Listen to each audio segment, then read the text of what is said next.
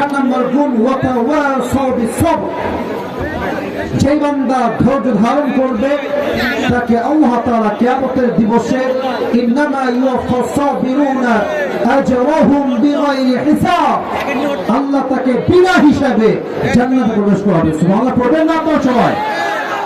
বলেন তো আমাদের জীবনে অনেকের দুঃখ, এই বাতাস লাগবে আমাদের বন্ধু বলো, আমাদের জীবনে অনেকের দুঃখ কষ্ট আছে না নাই?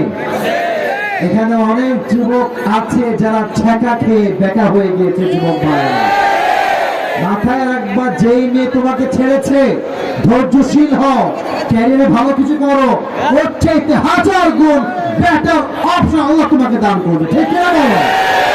ধৈর্যশীল হওয়া লাগবে প্রত্যেকটা সিচুয়েশনে।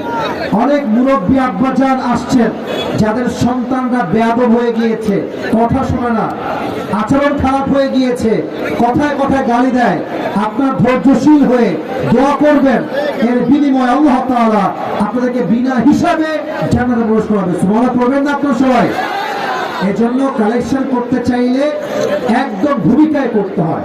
একবার যদিও হয়েছে, এই জন্য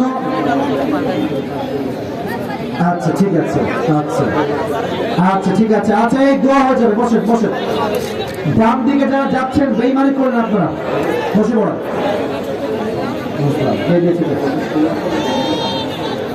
আচ্ছা একজন দান করে মারবে, এটা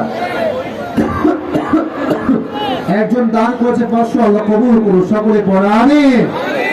এবং অনেকে প্রশ্ন দিয়েছেন, দোয়া চেয়েছেন, সবারটা বড় প্রশ্ন কি দিয়েছে এটা? হ্যাঁ আব্দুল সাহেব দান করেছে, আল্লাহ দানকে কবুল করুন। সকলে পড়া আমিন।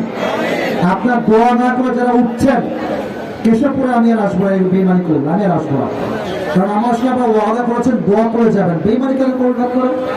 আমি তো আমার ওয়াদা আদায় করেছি, আমার কথা কেউ রাখবেন না। ইচ্ছা মতো বেরো দাম দিয়ে রাখবে যারা ছিল, দোয়া করে আপনার জানাকে ইনশাআল্লাহ ও জানাকে যা, কোনো সমস্যা নাই। আমরা যারা এখানে বসে আছি আমরাই হচ্ছে আসল শ্রোতা। ঠিক কিনা বলো যুবক ভাই? আমরা দোয়া করে একসঙ্গে যাবো। যারা আছেন ভলান্টিয়ার্স ভাইরা খুব দ্রুত আদায় করে নেন। আচ্ছা আমি শেষ করে দিই। আজকে আমরা যে সূরার তাফসীর পেশ করেছি, সূরাটার নাম হচ্ছে সূরাতুল আল